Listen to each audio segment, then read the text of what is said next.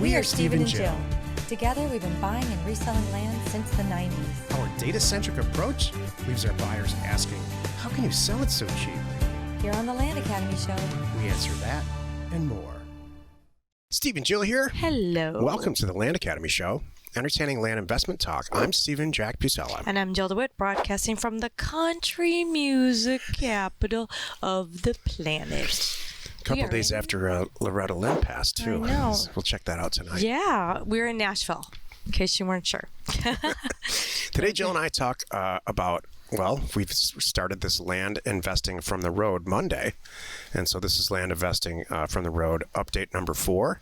Mm-hmm. And we're going to talk about RV 101 and how it applies to your land business. I want to know, can I look at your little calendar? Technically, how many weeks has it been? So let's say we left on, excuse me while I mess up Steven's computer. Mm-hmm. So we left on the 2nd. Hold on, Poopy. So it's 1 full week, 2 full week, 3 full week, 4 full weeks. Tomorrow will be 5 full weeks that we've been gone. That's kind of cool. And neither one of us want to go back at all. I know. This Not is at the all. problem. Not one bit. In fact, well, we'll talk about it in the show. Okay, cool. Before we get into it, though, let's take a question posted by one of our members on the landinvestors.com online community. It's free. And I hope you know by now, today is Monday. Jill and I instruct a handful of members, existing Land Academy members and sometimes non-members, in new members. Advanced class, yeah. Yeah. Called Career Path. This, I don't know, we're recording this on Thursday. It airs on Monday. Career Path starts in 2 days. That Wednesday, yeah. So there may or may not be a couple spots left. We'll see what happens. Exactly. If there are, what should they do? I tell you what, no matter what. Okay, let me back. So Career Path is a really high level, it's our top level training / mentoring 10-week program instructed live by us. And it happens every Wednesday. And this next session starts in 2 days. It starts on October 12th. As we are airing, I don't know if I have room, but if you're dying to get in, please send a note to support@landacademy.com and I'd say Career Path, exclamation point, kind of thing. And my team, Brooklyn or I, will give you a call back literally on Monday, and we'll see. We'll talk to you and see if we can squeeze you in. Let's just say that. Thanks. Now back to the question. So, go ahead. Really quickly before we start, we're outside because it's a perfect day in Nashville here in an amazing RV park. You can tell that RV parks, if they cost $35, it's probably going to be okay. If they cost $90, it's going to be fantastic. And we're one of the $90 ones. Yes. Behind us is a lake. We're right on the lake. All these spots are. Yes. And we're, after this, going to take our bikes down. Isn't that funny? Some people can't handle it. Wait a minute. You're spending $100 to sleep in your own bed and your own stuff and your own food and your own internet and your own this and your own that. Yeah, I'm paying $100 a night for a pad, a picnic table, and a campfire ring. It's exactly. So it gets you thinking. Because if you buy the right piece of land, you can slap all this stuff down. Maybe you could. There's a thought. And last time I checked, we know how to buy land. So most of you, vast majority, are listening, not watching. But if you want to check us out on YouTube, so you can laugh at us directly, you should try that. You should see this. It's a beautiful day, you're right. Hello, Steve wrote, now that the economic market seems to be experiencing a change in fundamentals, causing increases in real estate inventories due to fewer buyers. I haven't noticed that, but I'm going to finish this in a minute. Are any of you considering creative deal structure instead of cash when buying and selling? Here's what I'd like to say real quick. Sure. I'm going to add in. We just had the advance call last week, and there were at least 2 people. I think there were a couple that said September was the best months I've ever had. Yeah. Of this, I mean, not ever had, I shouldn't say that. Of this year. Of this whole year. Yeah. So far, of this whole year, September was our best. And now they're like, I think I'm going to chill, October, November, December. So I'm not seeing these changes that he's writing about, but I don't know when this note was put in.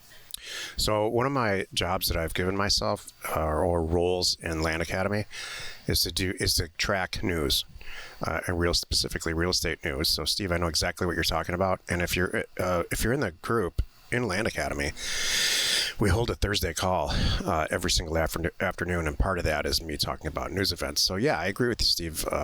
In general, there are changes fundamentally in the national market for real estate. You're getting a little pushback from Jill, and believe me, I have personally experienced that. Yeah, you might get more today.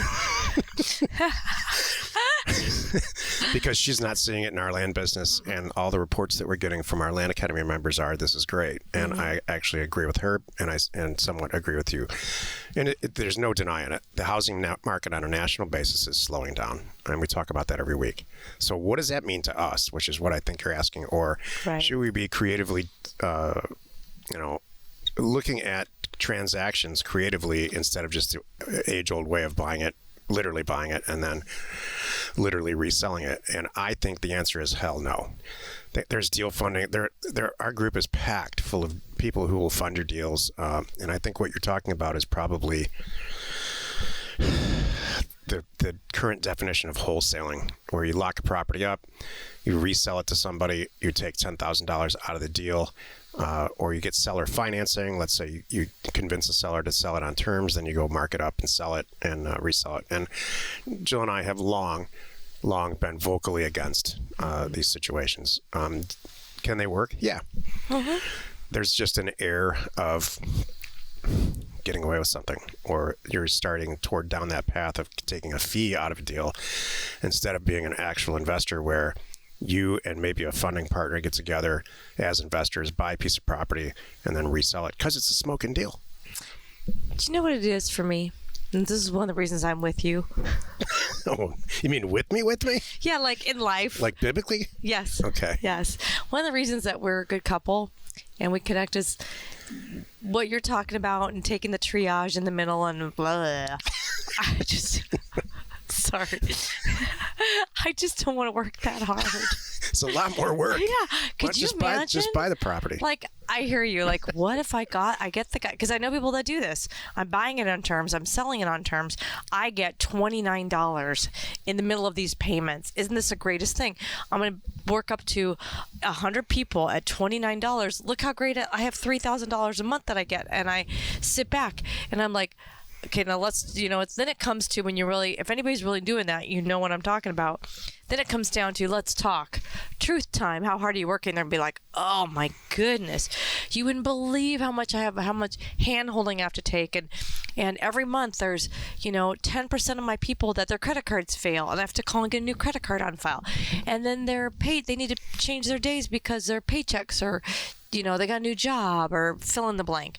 I'm not going to work that hard. I buy it. I sell it. It's done and done. Let's wrap the question portion of the episode here up on this, and let's just go straight down and look at the numbers. So we had somebody in the advanced group. The people in the Advanced Land Academy group have our career path alumni. Right. And so everybody, it's once a month we all get together, talk, and everybody's gone through career path. And so somebody just said they paid $30,000 for a property and sold it for $100, like in 2 weeks. So let's look at that deal. If you wholesale that, you write a contract for 30, did I say 30,000? Yeah, write a contract for 30,000. You resell it to somebody for 50. You take $10,000 out of it. That person goes and sells it for 100. Then the person you sold it to makes 50 and you make 10. That's option number one. Option number two, this is what we do. We go and buy it. We buy it, close on it, and own it for 30. Sell it for 100. We made 70. Option number three, you go get a partner somewhere in Land Academy. Maybe it's us. Maybe it's Jill and I, because we fund a lot of people's deals in Land Academy. I like where you're going with this. Not all of them, but certainly not all of them, and certainly not the majority. But we do a bunch of deals with members. You write a contract for 30. We agree on a 50-50 split. So there's a net margin of $70,000, and we split that. So you make 35, I make 35, and there's no risk. And you put in nothing. And you don't risk a dollar. And you gain the 35, and you do it 10 times till you have $300,000, $400,000, $500,000 yourself, and then you fund your own deals. That's how this is set up. I would like to add, as far as deal funding goes, this is my last little point on this.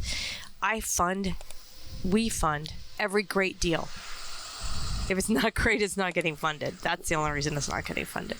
And Jill and I are extreme. The truth is, we're really picky about the deals that we do and the people who we do them with. So very, very often, somebody will bring a deal to us, and we choose not to do it for any reason. It's just not be the spread might not be big enough. That's the biggest reason. Yeah. And then you take it to the group in Discord, and somebody funds it. There you go. Today's topic: land investing from the road. Update number 4, RV 101. This is the meat of the show. Okay.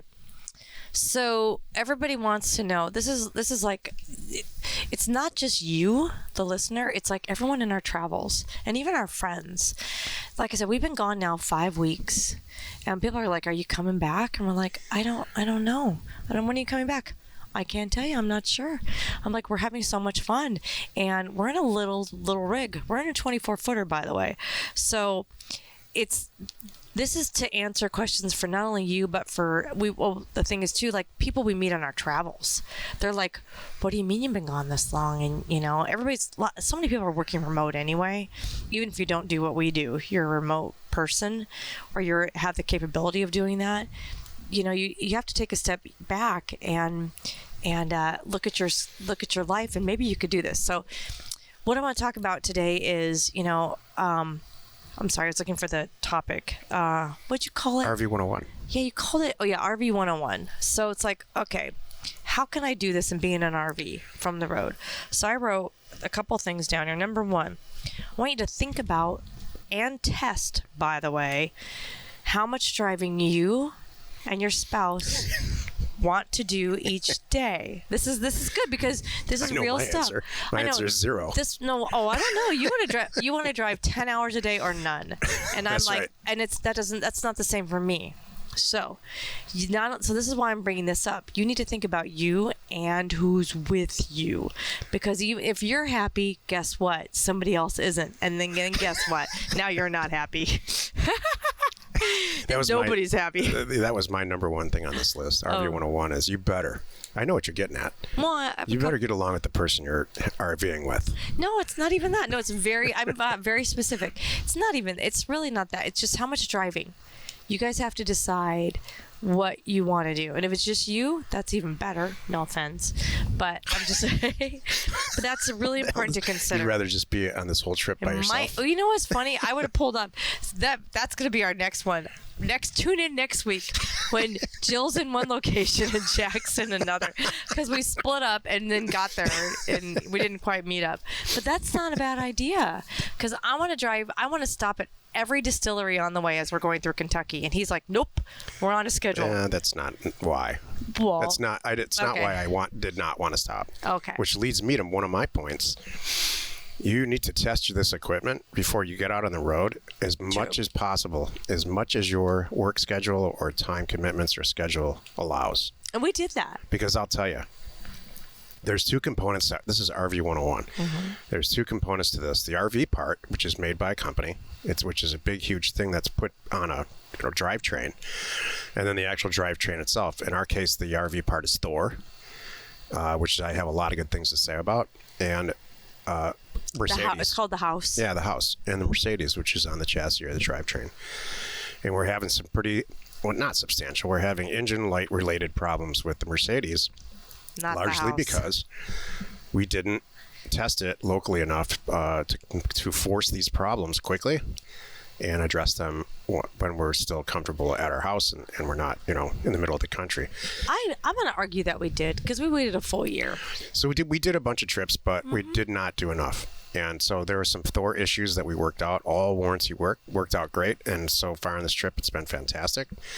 But there's some we're addressing, and it's very, very difficult to find somebody to work on these Mercedes Sprinters, especially in small towns, which is where we want to be. We're in the Nashville area, but we're certainly not in Nashville intentionally. We don't want to live bunk in a big city. So do your research on reliability and all that stuff, because I think in the end, and here's my whole point, the first RV that you buy or use or rent will not be the final one. You're going to decide to see what's important. Having a permanent workstation is real important, and the rig that we have right now for me is not big enough. Well, that's going to be my number 3 and 4. Okay, good. Can I keep going? Just do them together. Okay, good. So I want you to get that was your main point? Not at all. Oh, okay. Well, you want to finish and then I'll go? I don't. Oh, I would like okay. to do them together. Oh, okay, got it. All right. So that mine, number one was think about the driving. Number two, bed size. I'm doing RV 101. You're talking about the mechanics. I'm thinking bigger picture. Bigger picture and like having a happy life and getting a good night's sleep. Livability. Yeah. That's the Jill side of everything. No. And I'm, your inspiration on information. Okay. Well, anyway, I'm doing information too. So number three for me is workspace, which is true. So think about how much driving you want to do. Make sure you've got a bed so you get a good night's sleep, and then think about your work schedule, how it needs to be set up, what kind of internet you need, all of those little things, and have 8 backups. Like, you know what? We have everything, including Starlink, and guess what? We're about to go get a mobile hotspot too, just to hit it home. So then I have all the bases covered. I'll have my cell phone, a separate hotspot, maybe the RV park's place, plus Starlink, and then I know we're okay. But again, that's only because we do the podcast and all this heavy data stuff. For just your land investing business, that's overkill. You don't need all that. Right. So I could be fine with my phone for my land investing business. So if you've never heard, some people are saying to themselves, what are you talking about, hotspot? You guys have cell phones. So there's a device called a professional hotspot that handles hotspotting and, multiple devices in a small area much better and more efficiently than your cell phone. Your cell phone has a tiny little hotspot device in it. These mobile hotspots are serious. So my wrap up here for Update from the Road and RV 101, let me give you a few of the things that don't matter. What does not matter is your fridge size, whether or not you have an oven. I love this. Whether or not you have a washer and dryer, which I think is stupid. Your TV size doesn't matter. I'll never use it. Yeah, our TV's not a smart TV. I'm like, I could use a smart TV, but I don't really care for the 5 minutes I watch it now and then. Fireplace doesn't matter. Recliners don't matter. So that's the end of my list. This Mercedes has a 6-cylinder turbo diesel in it. It gets, we are getting between 13 and 18 miles to a gallon. A regular Ford E450, which is a lot of what C-classes are on, gets 7 or 8. So do you think that matters? That matters in an immense amount. So if you do the math, if you're saving $250, it gets twice the gas. Let's just say it gets twice the gas mileage. So for every 1,000 miles you drive, you save $2.50 a mile. That's $2,500 every 1,000 miles you drive. At 10,000 miles, you save $25,000. So you're putting a serious dent in the actual expense of the vehicle. Understood. So yeah, I really think that matters. Does diesel matter? Only if you're going to use it and own it forever. Diesels are known for going, and that's the whole point. And for resaleability, they hold their value much better, much, much better. I'm done. And then my last point is, do you want to tour the country towing something behind your truck? Or do you want to sit in the actual, the unit itself and watch Jill sleep? I wish that was the case. That's funny. Driving a truck around the country is no fun for me. Wouldn't that be great? I don't like driving that way. You mean that's an option? Oh, please. I've filmed you sleep. Oh, my God. Many I wish. times. That's hilarious.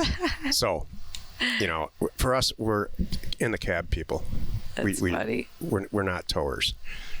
And then there's ultimately the money.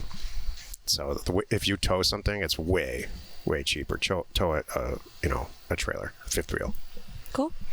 Happy you could join us today. 5 days a week. You can find us here on the Land Academy Show. Throughout the episode of the Land Academy Show is called How Much Energy Have You Actually Put into Your W-2 Jobs? Jill and I were in a Wendy's, of all places, watching some people the people who work there. I was really impressed. It put some serious amount of energy and time into trying to fix a soda machine. And, it was funny. We were both looking at each other saying, if these people did this, they're kids. If these people did this in their land deals, what would it be like? Smash exactly. It. Hey, by the way, thank you for tuning in. Where am I going here? We're talking about 3.0. I have a cute little, I'm like, what's our little after show thing here? 3.0, check it out. It's the latest and greatest updated version of our education for 2022. This comes up often. People are like, okay, Landicam, you've been around from 2015. Is it the 2015 program? Oh my gosh, heck no. We've updated, this is the fourth one. So, and we keep updating. So I don't know if there's going to be a 2023 because 2022 is so fresh, but there'll definitely be a 2024 because things change, and that's who we are. We make sure the changes we make in our business every day, you have at your fingertips just because you're a member. We are Jack and Jill. Information and inspiration to buy undervalued property. We hope you found our content valuable and we appreciate your support. If you have not already, please check out our channel and hit the subscribe button. And your comments and suggestions help us to create the content you're here for. Hitting the like button helps to support our channel's algorithm and gauge your interest for future shows.